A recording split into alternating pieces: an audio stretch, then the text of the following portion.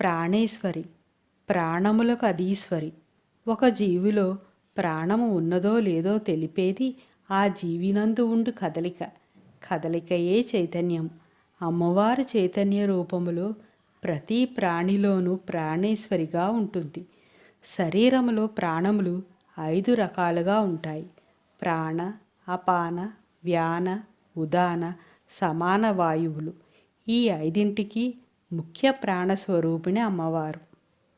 ప్రాణవాయువు శక్తిని బ్రహ్మాండం నుండి పిండాండంలోనికి తీసుకురావడానికి పనిచేస్తుంది. ఇది శిరస్సులో, ఊపిరితిత్తుల్లో, హృదయంలో ఉంటుంది. 2 అపానవాయువు వ్యర్థ పదార్థాలను పిండాండం నుండి ప్రకృతిలోకి విసర్జించడానికి పనిచేస్తుంది. అన్నసారం శరీరంలోకి ఇంకడానికి ఇది ఉపయోగపడుతుంది. 3 సమాన వాయువు శరీరానికి సమతుల్యత అందిస్తుంది.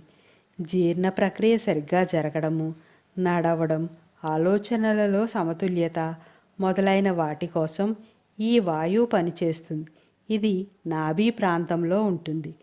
4 వ్యానవాయువు ప్రసరణ వ్యవహారాల కోసం పనిచేస్తుంది. ఆహార పోషకాలను శరీరానికి అందిస్తుంది. వాయు ప్రసరణ జరుగుతుంది. 5 ఏదైనా పైకి ఎత్తే విషయం ఉదాన వాయువు చూసుకుంటుంది. లేచి నిలబడడం, వాక్కు, పర, పశ్యంతి, మధ్యమ, వైఖరి మొదలగు చక్రాల నుండి వాయువు పైకి లేచి వాక్కుగా మారుతుంది. ఇవి 5 ప్రాణవాయువులు మనలో చేసే పనులు. పంచప్రాణములను నడిపించు ముఖ్య ప్రాణస్వరూపిణి అమ్మవారు. ప్రతి జీవిలోనూ ప్రాణము ద్వారా తన ఈసత్వమును నిరూపించినది అమ్మవారు అని ఈ నామానికి అర్థం.